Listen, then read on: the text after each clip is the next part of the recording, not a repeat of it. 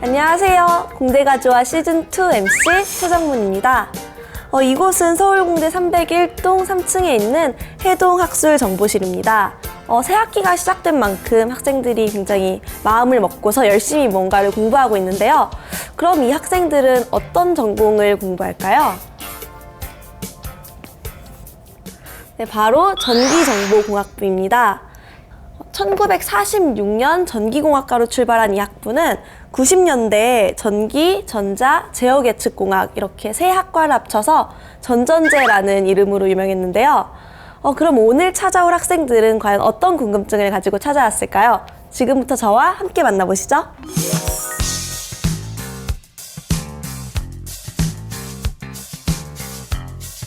중고생들이 직접 찾아가는 서울공대 진로특성 탐방 프로그램 최정문의 공대가 좋아 시즌2.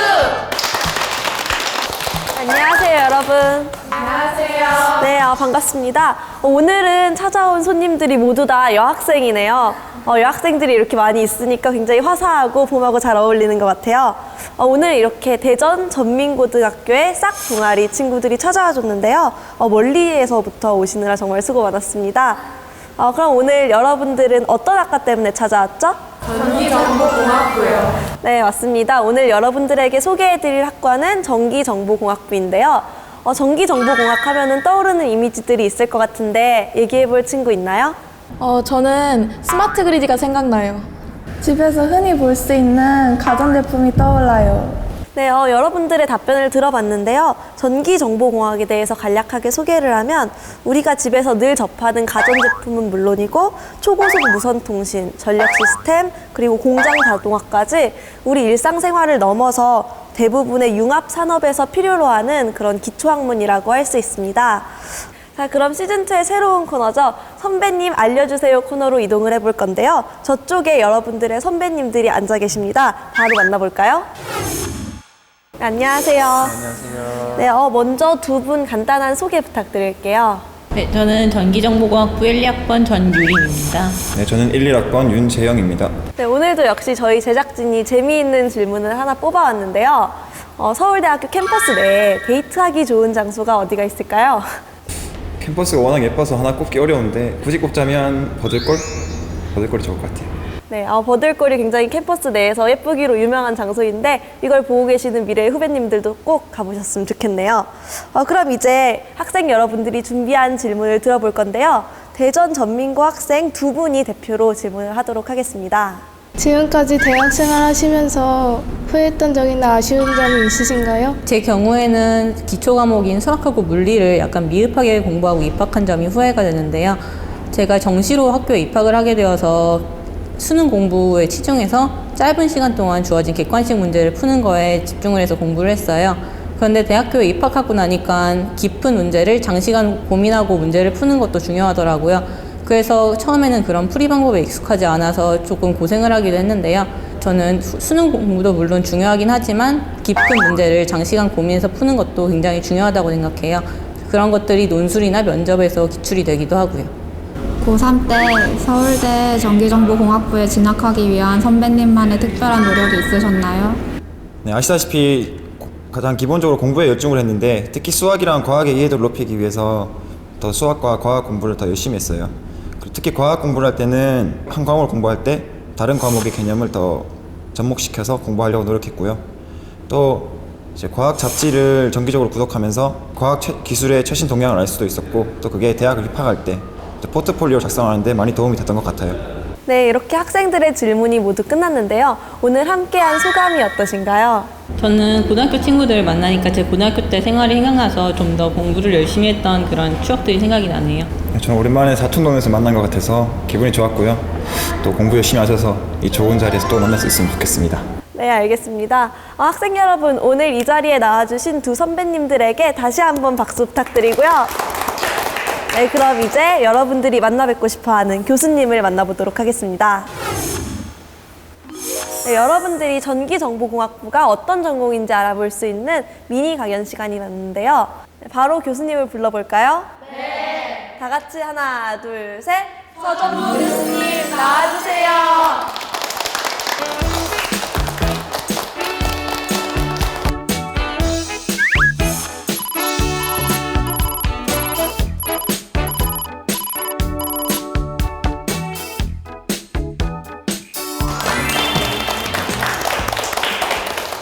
네, 안녕하세요, 교수님. 네, 교수님 새 학기가 시작되면서 많이 바쁘실 것 같은데 어떠신가요? 새학기가 시작되면 항상 새로운 강의를 준비를 해야 되고 신입생들과 또 면담도 해야 되고 그래서 3월달이 1년 중에 제일 바쁜 달입니다. 그렇지만 새로운 학생들이 들어오기 때문에 이번엔 어떤 학생들과 새로운 수업을 하게 될까 이 긴장감과 기대감 때문에 하루하루가 굉장히 박력 넘치는 그런 날들이 되죠. 아, 네, 그렇군요. 그럼 이제 교수님이 준비해 오신 미니 강연을 들어보도록 하겠습니다. 박수 부탁드릴게요.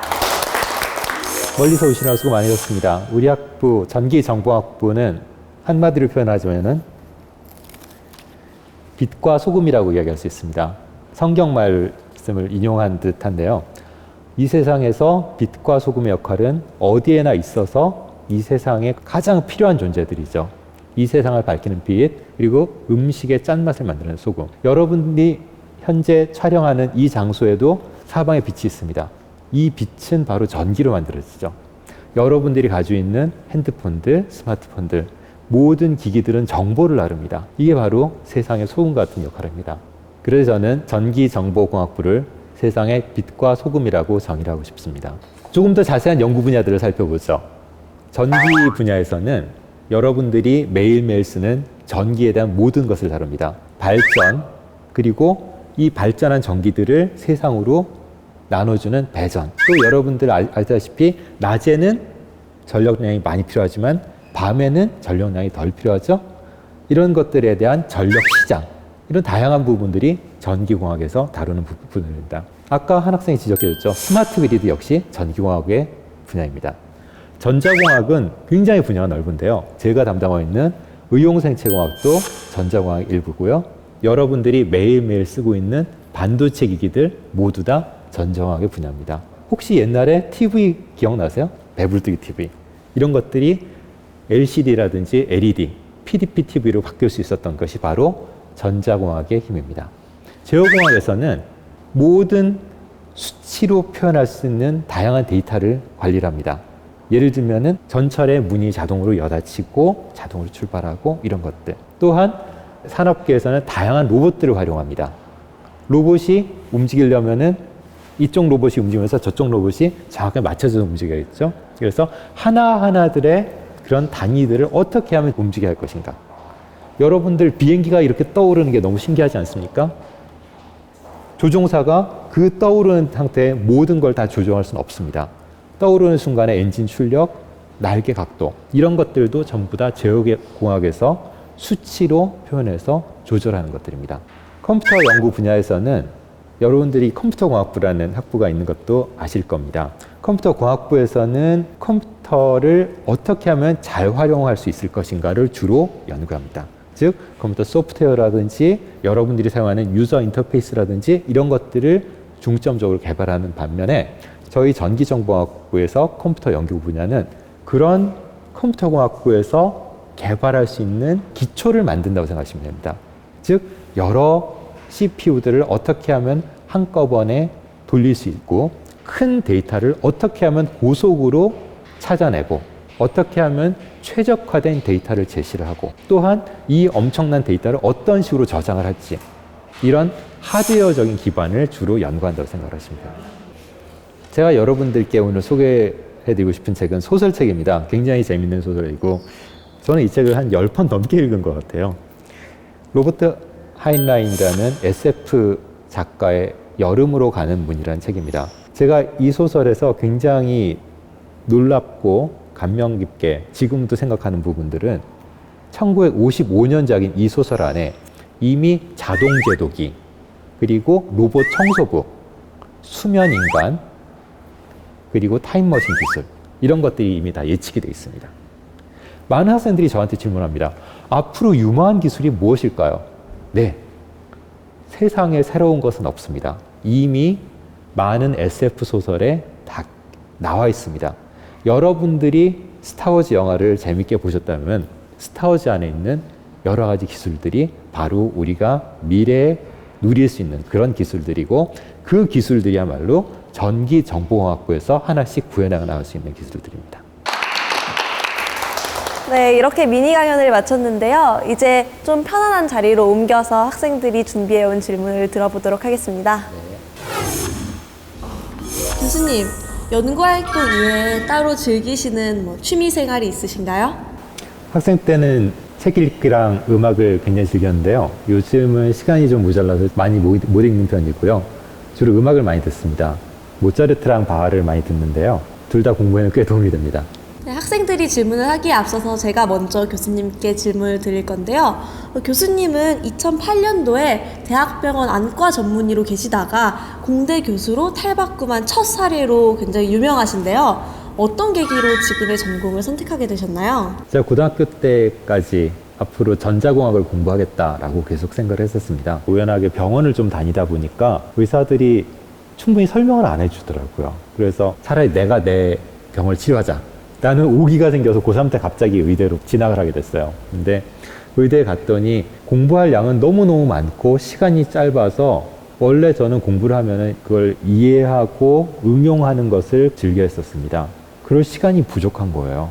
예과 2년을 마치고 본과에 올라갔는데 저희 지도 교수님을 만났습니다. 이명철 교수님이신데 저한테 환자만 보는 의사를 하지 말고 의사들이 필요로 하는 의사가 되라라고 말씀을 해주시더라고요.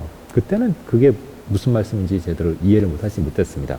본과 4학년 때 의공학이라는 과목을 배웠는데 이게 너무나 재밌는 거예요. 그래서 의학과 공학을 접목할 수 있는 이 분야야말로 내가 해야 될 분야가 아닌가라고 생각을 했습니다. 당시 의공학 지도 교수님이었던 박광석 선생님께서 의학을 좀 더 충분히 알고 환자에 대해서 좀 더 많은 것을 이해하고 의공학을 시작한다라면은 정말 환자들한테 도움이 되는 것들을 많이 연구하고 개발할 수 있다라고 말씀해 주셔서 안과를 선택을 했고 안과에서도 굉장히 치료가 어려운 여러 가지 난치성 망막 질환들을 공부를 했습니다. 마침 우리나라 국책과제로 인공눈 개발 프로젝트가 시작이 됐습니다. 그래서 그 프로젝트를 맡아서 지금 14년간 장엄 선생님 밑에서 진행을 하고 있고 그 프로젝트를 계기로 서울공대 정보공학부로 이동을 하게 됐습니다. 네, 알겠습니다. 그럼 교수님의 연구실 이름인 전기의학 융합연구실은 어떤 그런 연구를 하는 분야인지 세부 전공에 대해서 간략하게 소개 부탁드릴게요. 의학에서 해결할 수 없는 여러 가지 문제들을 전기 정보공학의 기술과 노하우를 이용해서 해결하려는 그런 다양한 연구를 하고 있습니다. 예를 들면은 가장 대표적인 연구인 인공시각장치, 말 그대로 초소형 카메라를 이용해서 시각장애인들한테 시각을 회복해주는 그런 기술이고요. 또한 여러 가지 진단장치들, 그리고 치료장치들을 연구하고 있습니다. 여러분들 병원 가셔서 주사 맞는 거 굉장히 싫죠? 아프잖아요? 아프지 않은 주사는 불가능할까요? 바로 그런 것들을 연구하는 곳이 저희 연구실입니다. 그럼 이제 본격적으로 학생들이 질문을 할 시간이 찾아왔는데요. 전공 적성은 물론 연구 분야, 미래 전망까지 총 6개의 질문을 준비했다고 합니다. 그럼 먼저 이주혜 학생부터 시작해 볼까요? 전기정보공학부가 전기, 전자, 제어계층공학과 이 세 가지를 합친 거라고 하는데 이 합친 특별한 이유라도 있으신가요? 전기, 전자, 제어계측 이 세 학문 분야에서 기초적으로 알아야 될 것들이 있습니다. 예를 들면은 전자회로, 회로 이론, 전력 이론 이런 것들은 당연히 기본적으로 알아야 되고 그 외에도 컴퓨터 기초 아니면 프로그램의 기초 또한 제어 이론 기초 이런 것들은 이 전기를 공부를 하든지 전자를 공부하든지 제어계측 공부하든지 반드시 필요한 것들입니다. 또한 제어기술이 전자회로를 바탕으로 이루어질 수밖에 없고 전자회로를 만들다 보면은 반드시 제어가 필요하고 또 전자회로를 작동시키는 건 전기죠. 그리고 스마트 그리드 기술에서도 알 수 있듯이 굉장히 중요한 기술이 제어 기술입니다. 전기에서도요. 그렇기 때문에 우리 전기, 전자, 제어 계측은 어떻게 보면 독립된 학문이지만 따로 떼어낼 수 없는 학문입니다. 같이 가르침으로써 훨씬 더 효율적으로 학생들을 가르칠 수 있고 또한 다양한 연구를 깊이 있게 할 수가 있게 되었습니다. 그래서 우리 전기정보공학부라는 이름으로 이 세 과가 합쳐지게 되었습니다. 저는 여군이나 ROTC에 들어가서 각종 대포나 유도탄을 발사하는 포병이 되고 싶은데요. 제 꿈을 이루는데 전기정보공학이 적합한 학문인지 알고 싶습니다. 과거에는 대포가 굉장히 중요한 무기였습니다. 근데 요즘은 일반적인 대포를 쓰지는 않습니다. 소위 말하는 스마트 대포를 쓰죠. 어떻게 하면은 인명피해를 최소화하고 어떻게 하면 건물피해를 최소화하면서 상대방을 무력화시키느냐가 최고의 목표입니다. 예를 들면은 저와 같이 연구를 했던 하버드의 로버트 우드라는 교수는 파리 로봇을 만들고 있어요. 굉장히 작은 파리가 날아다니면서 정찰도 하고 위험을 발견합니다. 스마트 폭탄도 마찬가지입니다. 대포를 빵 쐈는데 이 포탄이 날아가서 갑자기 적진에서 팡 터지면서 적진에 있는 모든 무기를 못 쓰게만 만들면 되지 않겠어요? 예를 들면은 전자폭탄이 있습니다. 팡 쏴서 적진에 떨어지는 순간 그 적진에 있는 모든 전자기기들, 휴대폰, 무전기 이런 게 다 무력화돼 버리면 적들이 싸울 수 있을까요? 바로 이런 기술들, 포병에 대해서 이야기를 했지만 이런 첨단 기술로 궁극적인 평화를 유지하는 데 바로 전기정보학부의 기술들이 제일 중요한 위치를 차지하고 있습니다. 그리고 또한 이러한 기술들은 굉장히 많은 지식을 필요로 하기 때문에 학부 과정에서 다 배울 수는 없어요. 대학원 석사, 박사 과정에서 본격적인 개발에 뛰어들 수 있습니다. 교수님께서는 의학을 전공하셨는데 의학과 전기정보공학을 융합해서 생긴 특별한 장점이 무엇인지 말씀해 주세요. 의공학을 하는 궁극적인 목적은 의학에서 해결하지 못한 많은 부분을 공학적인 기술 이용해서 해결을 하고자 하는 건데, 그렇다면 의학 지식과 공학 지식을 둘 다 알아야 이 문제가 이 방법을 해결될 수 있는지를 이해할 수 있겠죠. 예를 들면은 나노 기술이 나왔습니다. 그러면 이걸 의학에서 응용을 하고 싶습니다. 그런데 이 나노 입자는 우리 몸에 치명적일 수도 있어요. 또 의학에서는 굉장히 작은 것을 만들어서 치료에 이용을 하고 싶어요. 그래서 굉장히 미세한 구조로 만든 파리 크기의 혹은 그거보다 훨씬 더 작은 이나 그런 크기의 로봇을 만들어서 우리 몸에 넣어서 치료를 하는 그런 기술들을 꿈꾸기도 합니다. 그런데 우리 몸이 그런 작은 로봇이 돌아다니기에는 굉장히 가혹한 환경입니다. 이런 것들을 서로 이해를 해야 적절한 기술 개발이 이루어질 수 있어요.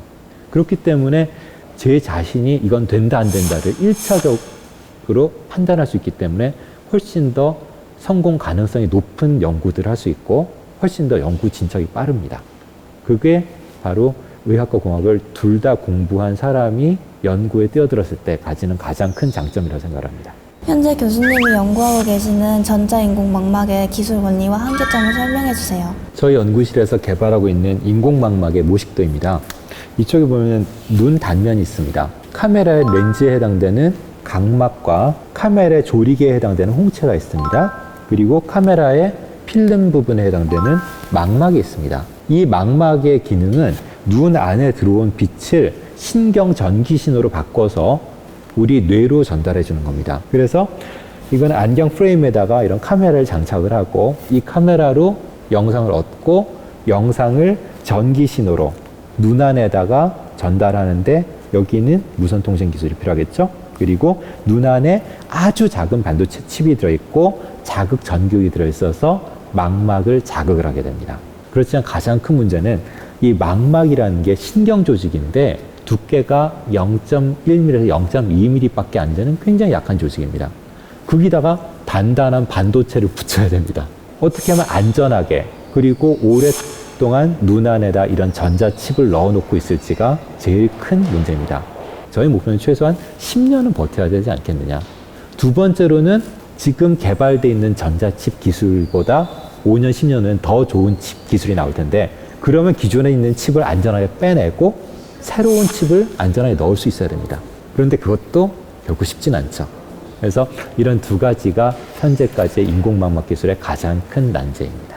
우리나라의 생체 전기공학의 현 기술 수준이 어느 정도 되는지 그리고 앞으로의 이 학문의 미래 전망이 어떻게 되는지 궁금합니다. 생체 전기공학의 개념은 미국에서 1940년대, 50년대에 제일 처음 시작이 됐습니다. 그렇지만 반도체가 본격적으로 도입이 되기 시작한 1970년대부터 미국에서 붐이 일었죠. 우리나라는 1990년대 들어서야 이 생체 전기공학의 가능성을 비로소 눈뜨게 됐고 그래서 우리나라에서 시작한 지는 아직 20년 정도 되었습니다. 인공망막 기술도 마찬가지예요.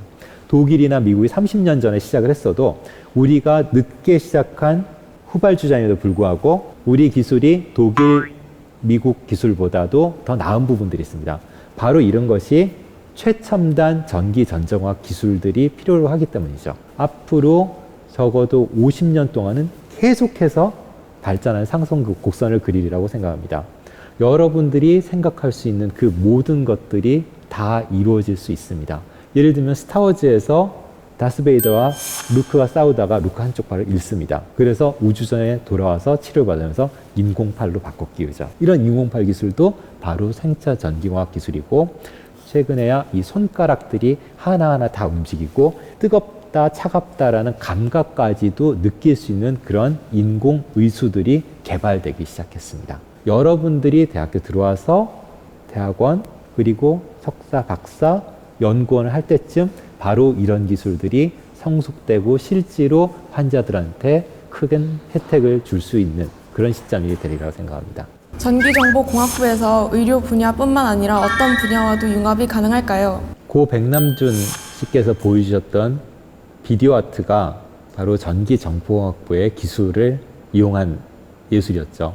최근에는 그런 미디어 아트들이 바로 전기정보공학부의 다양한 기술들을 응용을 하고 있습니다. 많이들 알겠지만 LED 기술은 조명을 굉장히 작은 크기로 그리고 빠른 속도로 변화할 수 있는 여건을 만들어줬죠. 그래서 LED를 통한 미디어 아트들, 특히 요즘 크리스마스 때 되면은 각종 백화점에서 겉을 더 이상 네온 사인으로 장식하는 게 아니고 그런 LED 전구들을 이용해서 굉장히 다채로운 효과들을 보여주고 있습니다.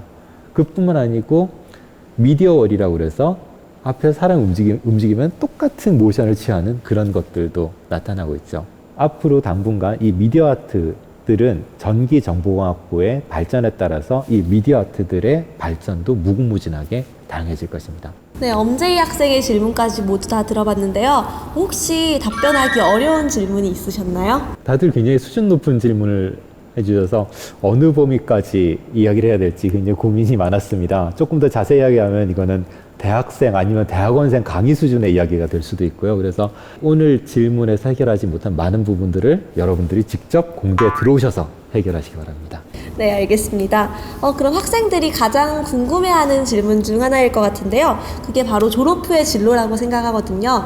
전기정보공학부에 입학을 한 뒤에 졸업을 하게 되면은 어떤 진로를 선택할 수 있을까요? 과거의 전기정보공학부 출신들이 주요 대기업의 중앙연구소에서 우리나라의 반도체 기술과 현재 전자산업을 이끌어 나왔다고 이야기를 하면, 이제부터의 전기정보학부 출신들은 거의 모든 산업 분야 그리고 정부의 주요 정책 결정 분야 뿐만 아니고 이렇게 산업이 고도화되면 고도화될수록 또한 법률적인 지식에서도 이 전기정보공학이 필요합니다. 최근에 삼성, 애플 간의 소송에서도 결국에는 기술 문제죠. 이것을 법학을 공부한 사람들이 적절한 판단을 내릴 수 있을까요? 그렇지 않죠. 전기정보공학 기술을 충분히 이해를 한 사람이 법학 공부까지 같이 해야만 정확한 판단을 낼 수 있습니다. 그래서 앞으로는 더욱더 다양한 분야로 진출할 수 있을 것이라고 생각을 합니다. 이제 공대가 좋아 시즌2 마지막 공식 질문입니다. 교수님께 공대란? 저에게 공대란 하얀 도화지 같은 겁니다.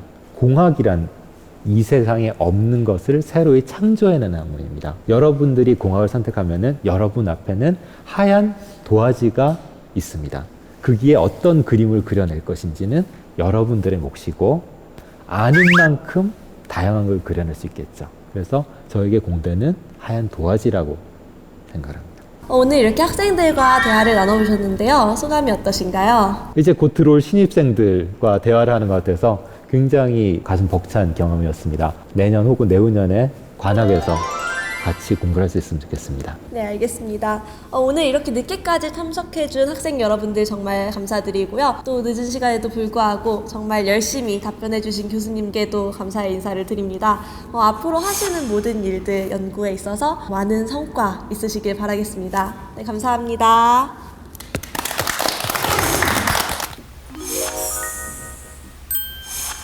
이곳은 전기정보공학부 로봇 동아리인 시그마가 연구를 하는 공간입니다. 지금 주변을 보시면 학생들이 여러 형태의 로봇을 만지고 있는데요. 그럼 제가 한 학생과 인터뷰를 잠시 해보도록 하겠습니다. 네, 안녕하세요. 네, 안녕하세요. 네, 먼저 벽면에 저 시그마 포스터가 눈에 띄는데요. 동아리 이름인 시그마가 어떤 의미인가요? 저희 시그마는 로봇 동아리로서 전기, 기계, 심지어는 미술 쪽까지도 여러 가지 분야의 사람들이 와서 같이 일을 하고 있거든요. 그래서 여러 사람의 인텔리전스를 시그마 합한다는 뜻에서 저희 시그마라는 동아리명을 갖게 되었습니다. 네, 그럼 대표적인 그런 로봇들을 좀 소개해 주실 수 있으세요? 예, 이거는 저희가 저번 전자전에 만들었던 뱀 로봇인데요. 여러 개의 모터를 독립적으로 구동을 해가지고 뱀의 움직임과 거의 유사하게 움직이는 로봇입니다. 이거는 핸드폰으로 조종을 하거든요. 블루투스를 이용해서. 그래서 이게 앞으로 가게 하면은 이렇게 꿈틀꿈틀거리면서 움직이는 걸 볼 수 있거든요. 네, 정말 뱀이 움직이는 그 모습이랑 상당히 비슷하네요. 그리고 또 다른 로봇은 없나요? 예, 이렇게 손이 앞으로 나가면은 포크레인도 똑같이 앞으로 나가고 손을 피면은 저 포크레인의 굴삭기도 같이 펴지는 이런 모습을 볼 수 있습니다. 네, 직접 보니까 굉장히 신기한데요. 이쪽으로 와서 몇 가지 질문을 더 드리도록 하겠습니다. 이런 로봇들을 만들게 된 계기가 혹시 있으신가요? 뱀 로봇 같은 경우에는 전통적인 사족보행 로봇들이 들어가기 힘든 그런 지형들을 탐사하기 위해서 탐사용으로 만든 것이고, 저 포크레인 같은 경우에는 실제 사람이 포크레인을 처음 조종할 때는 여러 가지 고려해야 될 사항도 많고 정말 어려운데요. 그 조종을 조금 더 직관적으로 하기 위해서 만들었습니다. 네, 그럼 제가 이제 마지막 질문을 드릴 건데요. 미래 후배들에게 우리 학부 자랑을 한마디로 한다면 어떻게 할 수 있을까요? 전기정보공학부는 물과 같은 학과라고 할 수 있거든요. 네, 그 이유는 뭔가요? 물은 저희 생활 주변에 여기저기 있으면서도 저희가 없으면은 죽게 되잖아요. 그래서 저희 전기정보공학부는 물과 같은 학과라고 생각했습니다. 네, 알겠습니다. 오늘 인터뷰 이렇게 응해주셔서 정말 감사합니다. 네, 오늘은 전기정보공학부에 대해서 알아봤는데요. 다음 이 시간에는 또 어떤 학과가 우리 앞에 찾아올지 정말 기대가 됩니다. 그럼 저는 여기서 인사드릴게요. 다음 시간에 만나요. 안녕. 되게 젊으신 것 같으세요. 보통 학번으로 이야기를 하죠. 네, 90학번입니다. 만으로 43이에요. 네, 학생들한테는 무선생님이고 환자들한테는 두드러기 의사고 집에는 불성실한 아빠고 그렇습니다. 또 아래쪽 공대라고 그러는데 위쪽 공대 내가 있는 301동 같은 경우는 경사가 있어요. 그래서 눈이 많이 내리면 버스가 안 다녀요. 그래서 일박생들은 스노우보드를 갖다 놓는 경우가 있어요.